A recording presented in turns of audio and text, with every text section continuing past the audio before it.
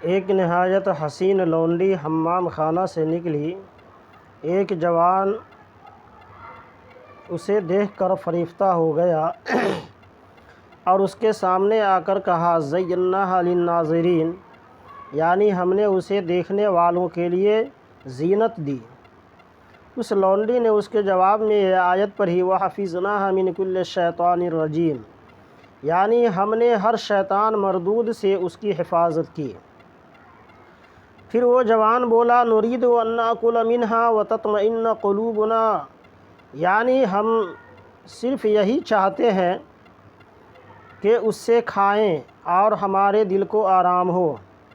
لونڈی پھر بولی لَن تَنَالُوا الْبِرَّ حَتَّىٰ تُنْفِقُوا مِمَّا تُحِبُّونَ، یعنی ہرگز نہ پاؤ گے بھلائی کو جب تک کہ خرچ نہ کرو اس سے جو تم دولت رکھتے ہو۔ جوان نے یوں جواب دیا وَالَّذِينَ لَا يَجِدُونَ نِكَاحًا، یعنی جن کو وہ چیز نہ ملے جس سے نکاح ہو سکے تو وہ لوگ کیا کریں؟ اس لونڈی نے فوراً جواب دیا اولئک عنہا مبعدون، یعنی وہ اس سے دور رہیں گے۔ بالآخر جوان نے ہار کر اور تنگ آ کر کہا لعنت اللہ علیک، تجھ پر اللہ کی لعنت ہو۔ اس لونڈی نے فوراً جواب دیا وَلِلذَّكَرِ مِثْلُ حَظِّ الْأُنثَيَيْنِ، یعنی تجھ مرد کو دو عورتوں کے حصہ کے برابر لعنت ہے۔ اس کے بعد وہ جوان منہ کی کھا کر خاموش ہو گیا اور ذلیل و خوار ہو کر چلا گیا۔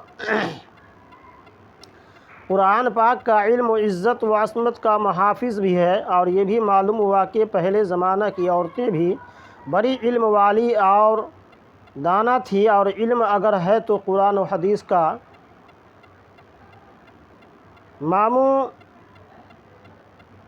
رشید کو ایک مرتبہ ایک لونڈی کی ضرورت پیش آئی تو اس نے اعلان کیا تو اس کی خدمت میں 3 لونڈیاں حاضر ہوئیں اور تینوں سامنے کھڑی ہو گئیں۔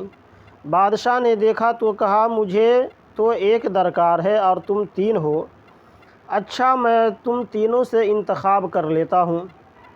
تینوں لونڈیاں سامنے ایک صف میں کھڑی تھیں۔ بادشاہ جب انتخاب کے لیے اٹھا تو پہلی بولی والسابقون الاولون من المہاجرین والانصار،